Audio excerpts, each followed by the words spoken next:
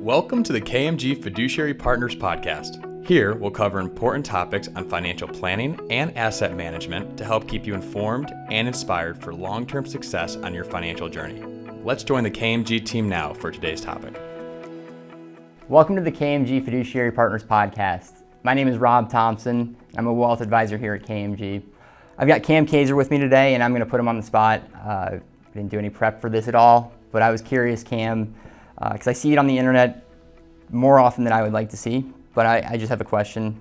Is a 401k a bad deal? Oh, no. Absolutely not. I think, again, it really depends on what you have going on, right? I mean, if you need money short term or you're saving up for a house in the next 5 years or whatever that time frame is, then yeah, probably 401k is not your best route for that, right?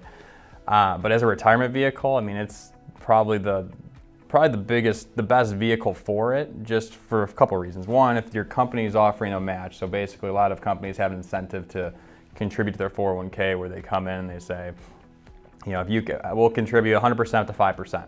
So that's just basically free money as long as you wait till retirement to take it and you're covering that match. So that's the first and foremost, that you want to make sure that if your company offers a match, 99.9% of the time it's going to make, even 100% of the time, it's probably going to make sense to take that match.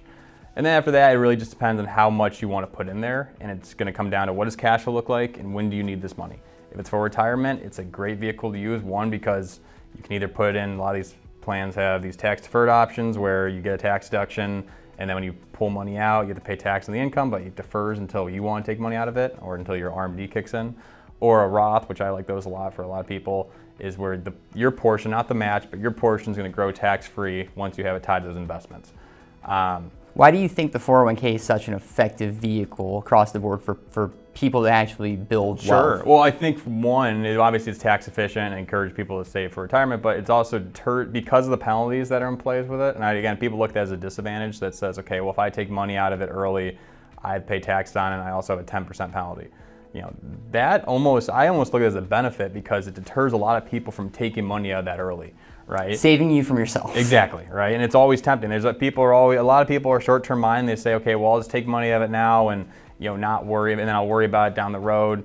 That's just one barrier right there that kind of deters people. Say, hey, wait, listen, it's not worth the penalty. It's not worth paying tax on it. You know, either save that expense for another day or, you know, find a more efficient way of paying for it. And that's really what the huge benefit is. It also is a benefit too that it comes out of your paycheck automatically. So that's another psychological barrier that you don't have to worry about making that contribution, right? Obviously you're making it, but you forget about it. It's almost as if it was never there, and then 20 years goes by and then you retire and now you have this giant bucket of money that was just, you know, coming out every single month, and you're buying at lows, buying at highs in the market, and you're just doing basically a natural weighted dollar cost average into the market. So what if somebody's concerned about the current market cycle, whatever we might be in? I have a lot of people that, you know, first time talking with us are concerned and convinced that the market's gonna drop like a rock in the next couple of months, right? Sure. They're trying to time the market. What do you tell those people? Well, eventually you're going to be right? And again, that's the problem. That's the thing. A broken clock's right twice a day, right?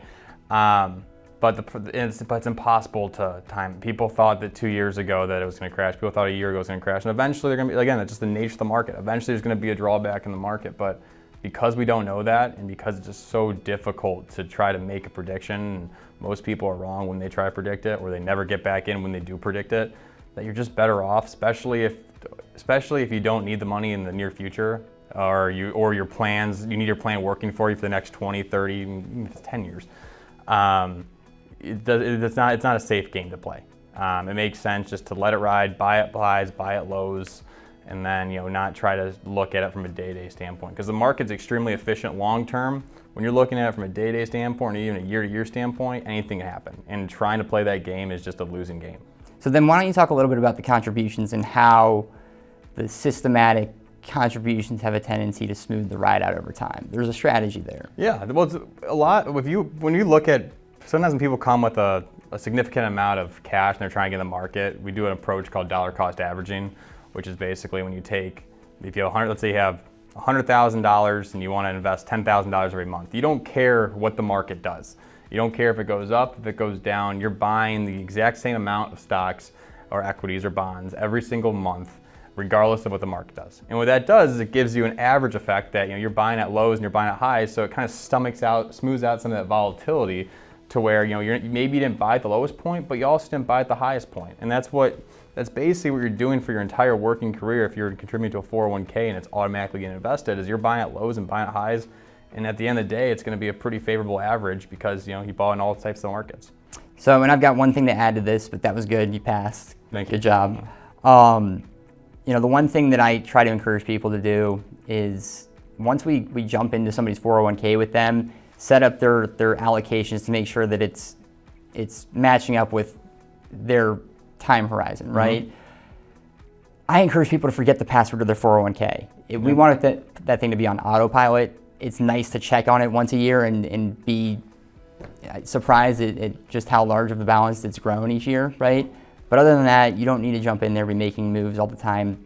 You're not going to win that game. No, you're not.